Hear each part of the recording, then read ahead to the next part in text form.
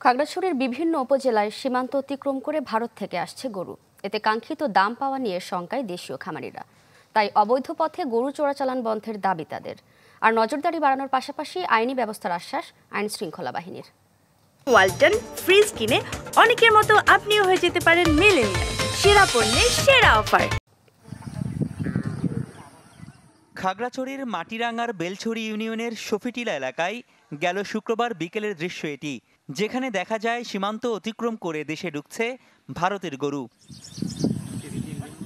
কেবল মাটিরাঙ্গার এই সীমান্তে নয়, কোরবানির ঈদকে সামনে রেখে জেলার পানছড়ি ও রামগড়ের কয়েকটি পয়েন্ট দিয়েও অবৈধ পথে আসছে গরু, যা চলে যাচ্ছে দেশের বিভিন্ন হাট বাজারে।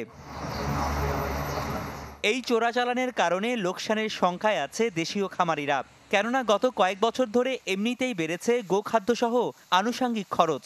এতে ভারতীয় গরুর দাপটে স্থানীয় পশুর ন্যায্য মূল্য না পেলে আর্থিক ক্ষতির মুখে পড়বেন খামারিরা।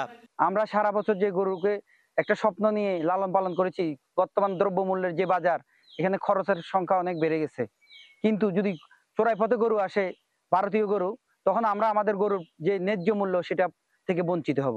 ভারতের গরু যদি এরকম নামে যায়, তাহলে আমরা একটু আমাদের গরুর কাঙ্ক্ষিত দাম পাবো না। প্রশাসন যদি ওই ব্যবস্থাটা নেয় যে চোরাই লাইনের যে গরুটা আসতেছে ওই গরুটা যদি অফ হইতো, তাহলে আমরা খামারি যারা আছে তারা আরো অনেক লাভবান হতাম, এবং কি সকল কিছু ইয়ে করে সরকারের যে করটা আছে ওই করটাও সরকার ঠিক মতন পাইতো।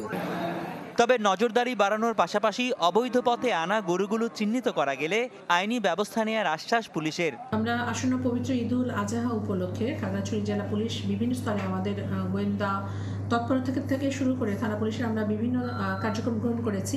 এই ধরনের যদি কোনো অপতৎপরতা দুষ্কৃতিকারী যারা থাকে, যারা আমাদের দেশের অর্থনীতি, যেখানে অর্থনীতিকে নিম্নমুখী করার জন্য যদি কোনো প্রচেষ্টা থাকে, আমরা তাৎক্ষণিকভাবে সংবাদপ্রাপ্ত হলে আইনের আওতায় আনবো। জেলা প্রাণী সম্পদ বিভাগের তথ্য মতে এবারে কোরবানিকে ঘিরে ৩,০০০ গরু ছাগল প্রস্তুত করেছেন খামারিরা। Desk report, channel 24।